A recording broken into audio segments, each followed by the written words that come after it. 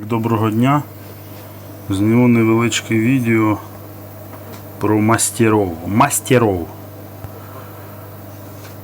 в лапках. Так, перше, відкручую оцю захисну пластину і дивлюся, в якому вона стані. Вона оце в такому стані. Тут мали би бути такий спеціальний пелюсток для того, щоб воно оце сюди фіксувалося. Немає. Так, антенна. І тепер оце в такому стані, може його не видно, закручений оцей саморіз, чи як його, що це, воно такий вінтик такий, він маленький. Так вкручений, що аж зігнута плата, аж деформована. Ну, це, мабуть, людина, яка не розуміє, якби там не спеціаліст, для неї це нічого не значить. Але це халтура. Так, тут у нас мікрофон. Мікрофон, якоїсь немає, екраніровки додаткової немає. Отут. Також це халтура.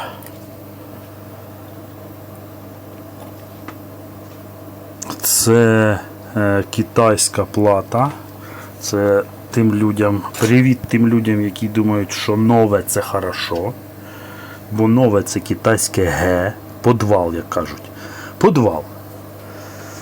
Тому краще відремонтувати старе, чим ліпити нове. Воно вже не працює. Це такий Huawei, він не заряджається. Хоча це недавно це мінялося.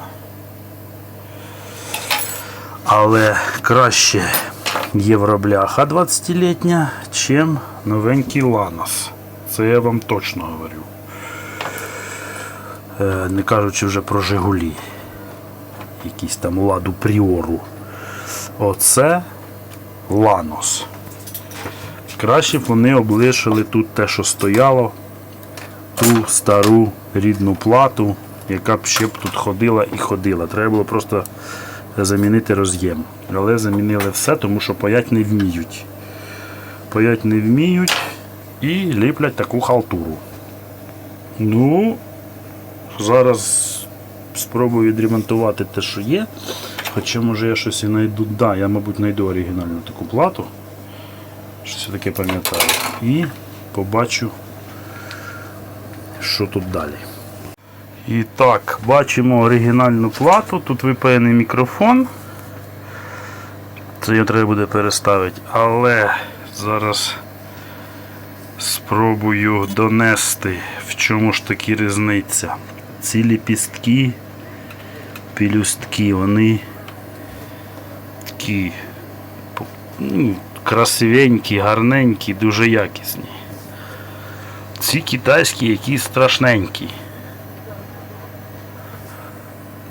Є додаткові металічні елементи. Ось тут є, тут немає.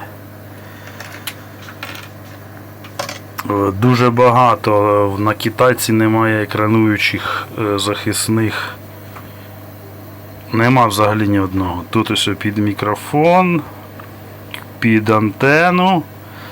Оцей ось антенна, мікрофон і щось іще тут якісь. Якась схема, якої тут взагалі немає, це якийсь захист стоїть. Там є мікросхеми під цим желізом. Ну, тобто, ще раз повторюю, краще 20-річна євробляха, чим новенький Lanos. Краще відремонтувати оригінальну плату, чим ліпити нову китайську якусь. Ну, мається в виду не то, що вона китайська, а то, що вона подвальна. Зроблена десь в подвалі. Добренько зараз зберу і покажу кінцевий результат. І так, Huawei зібраний. Вмикаємо. Пішла зарядка. Тут видно 1,5 ампера. Зарядка більше, зарядний пристрій більше не видає. Тобто це все відмінно. Ну, це таке коротке відео про халтуру, яку звичайна людина не зрозуміє, не побачить. Звертайтеся до мене на центральний Васильковський ринок. Я 15 років ремонтую мобілки і все життя починав ще з телевізорів чорно-білих. І батько в мене все життя ремонтує. І дід щось трохи навіть ремонтував. Просто тоді ще не було електроніки.